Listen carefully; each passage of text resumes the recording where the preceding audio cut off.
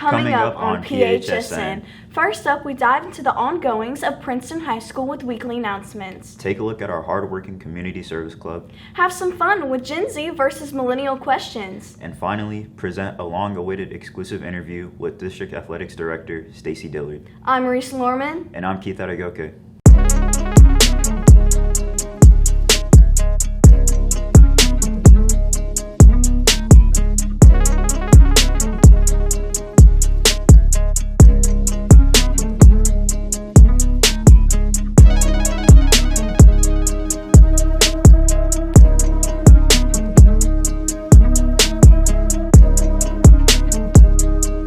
Join me as I meet with dedicated Princeton ISD staff for weekly announcements. Good morning, Princeton Panthers. Today we will be going through all the weekly announcements happening this week at Princeton High School. And now we have boys basketball and their coach, Coach Lockman, going over how they've done this season in their upcoming game against McKinney-Boyd. Games coming up this week. We're at home against McKinney-Boyd, big district game. And then we have another game on Friday against Plano East. Come out and support the boys. Go Panthers. And now we'll be hearing from Coach Laverne as he talks about wrestling state championship meet happening this weekend, which is also their last meet. We're excited here. We've had a fantastic wrestling season with district and regionals underway and state meet coming up soon. So kids have been working hard. And they would love to see your support both in the hallways and here on the mat. So if you get the opportunity to give them a high five or come out and see them, we would love to have your support. Take a look at the Princeton High School Community Service Club. Follow Asta Patel as she interviews student volunteers and sponsor Uni Wolf.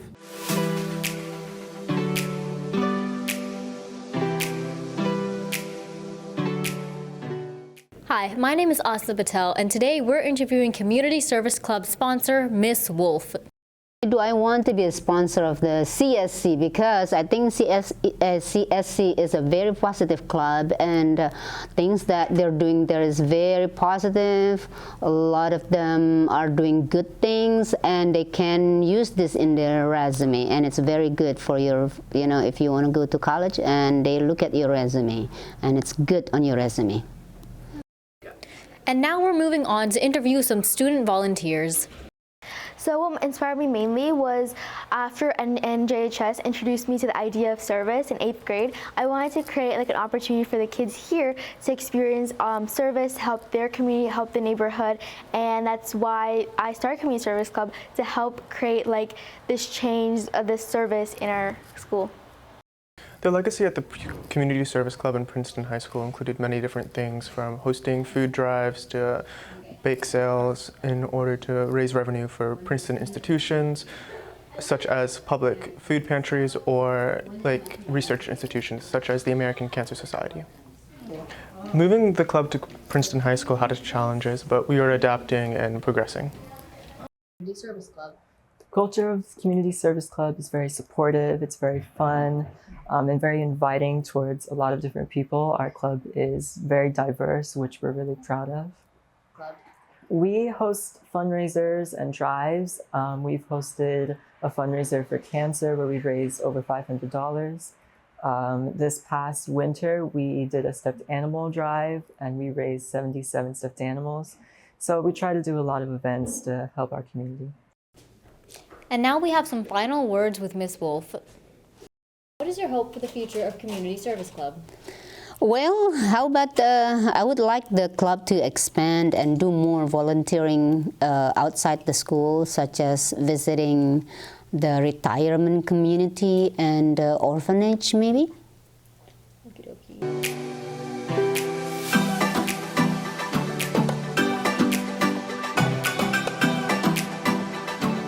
Tag along with Wendy Linares and Alondra Carmona as they have a blast with asking Gen Z versus millennial questions. Hello, this is Alondra with PHSN, and I'm here with media teacher Mr. Hill and with AV student Richard Mont.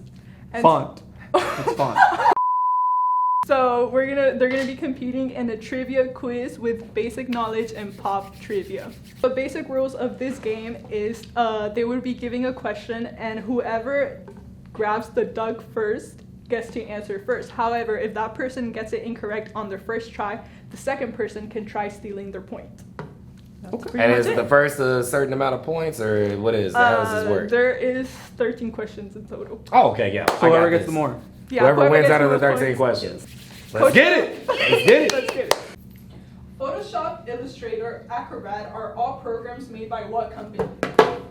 Adobe. I should know this. You should know. What? A few moments later. No, do not take it off. Ask that question. 6 hours later. Adobe. That is correct. No, that is incorrect. Well, who is your 1 eternity later. He says every day. We are not about to. Yeah, no. I win. I'm up 1-0. I'm up 1-0. Explain the term op. Opponent. Someone you're against with. Question number 3. How many bones do we have in an ear? How many bones do we have? What? In an ear. In an ear? Yeah, in our ears. 24. Incorrect. 1. How many bones do we have in our ear? We have 3. The acronym GOAT stand for? Greatest of all time. Correct. Okay, so what is it? 2-1 now? What is the sum of 10 plus 20 plus 37? 10 plus 20. Hey, no. 57. That's correct. How you know that right off the top of your? Incorrect. That's incorrect. Okay, so now I get to steal. 10 plus Yeah. 30. 10 plus 20 plus 37. 67. 67. Yeah. 67. You got it wrong. No. I got the done. 67. Done. That is correct. Yeah. And I don't even teach math. That's what I'm talking about. 2-2. Let's go. Who was the 44th president of the United States? 44th? That is Barack Obama. That is correct. That's what I'm talking about. Yeah. Yes, sir. Yeah. Name all 5 members of One Direction. Direction? I have no idea. I mean, Yeah. Who are the members? They're- Can you tell Well, I us? got you. Niall, Harry, Liam, and Zane. Huh? Pick up the NFL. 32. Correct. That's what I'm talking about. Yep. Yep. What is the smallest U.S. state by area? By area? Mm-hmm. Delaware? Oh, it's gonna be one of the, I already know. Ricky, It's this is your chance east. to steal it. I'll give you a hint. It's east for sure. It's all in that the way same up area. there? It's in that same area. Oh, That is correct. God. It's Maine. What? No, man. Oh, Rhode Island. Rhode Island. It's Rhode Island. It's Rhode Island. It's Rhode. Rhode Island. That is correct. Oh my goodness. And if he gets the point for that, that's crazy. That's crazy. That's crazy. Now watch me whip. Now watch me, nene. Now watch me whip. Watch me, nene. For an extra 5 points, can you name the artist? Oh, who's that song by?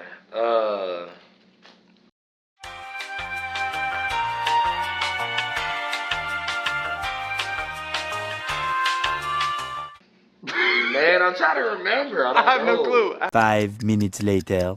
Oh, Silento. I'm out.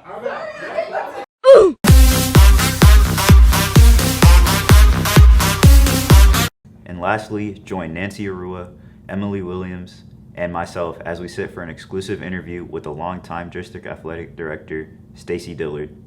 Pressure up the middle by Stacy Dillard. And He goes down. Boy, he did not have a chance. He was looking to throw that, but that was Stacy Dillard. we have another play here that we'll see a couple of times. Mallory is sacked by Stacy Dillard, a loss.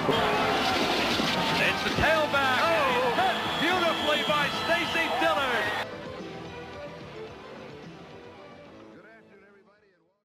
Stacy Dillard, Athletic Director at Princeton ISD.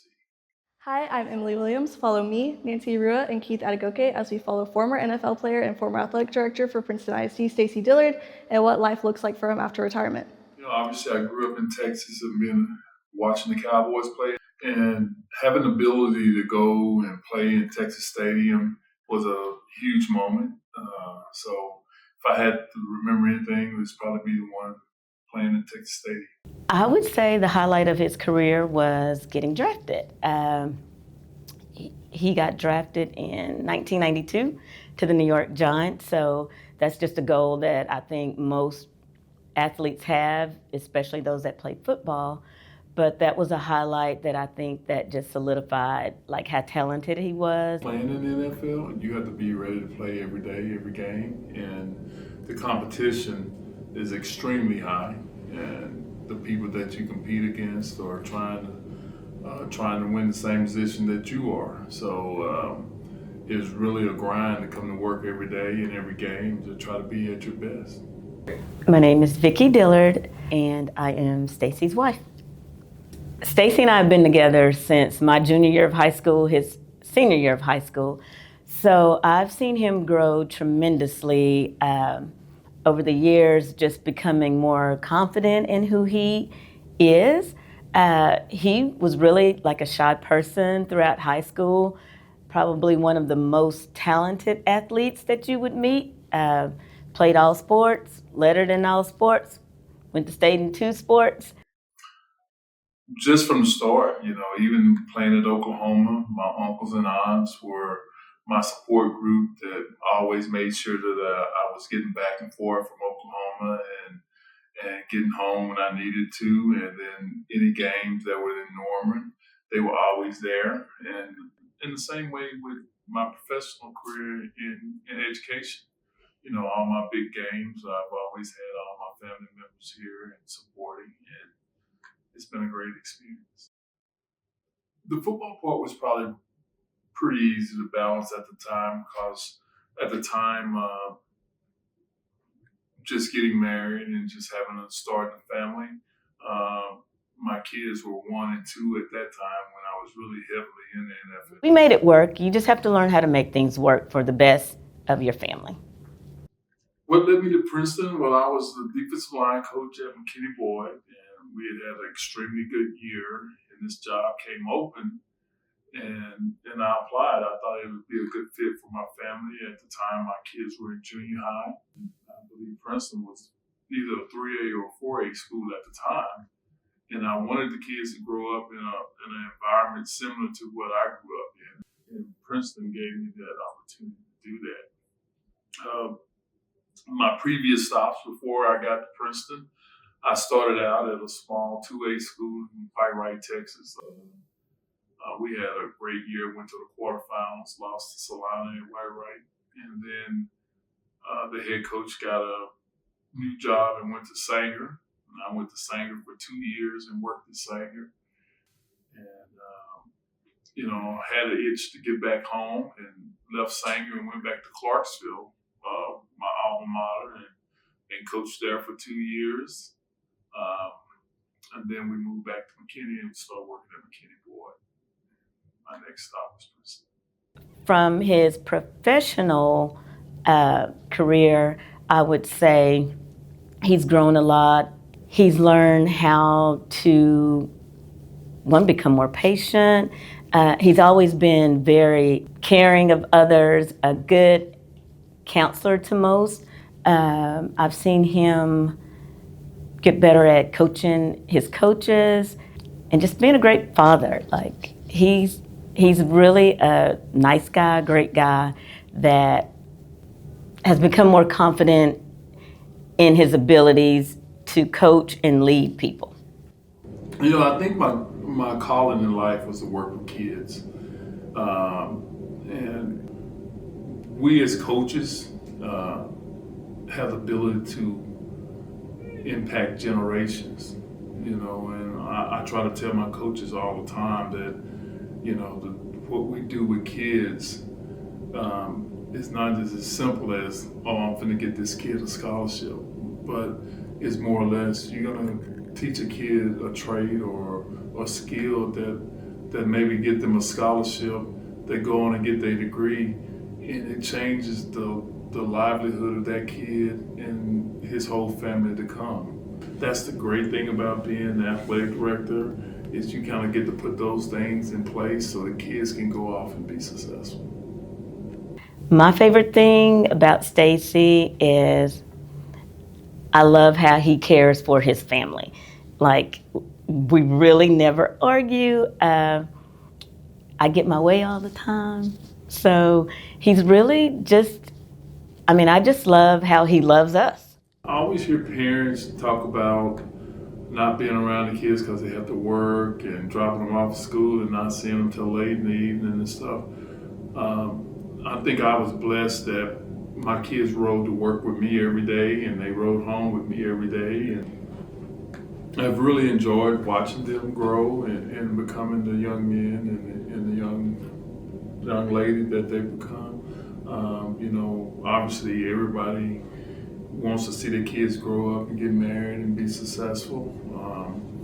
And like you said, now having a grandson, being a family person, to be honest with you, my kids, my family is my life. So I couldn't be any more proud of those guys. Trying to see what my next stage in life is going to be.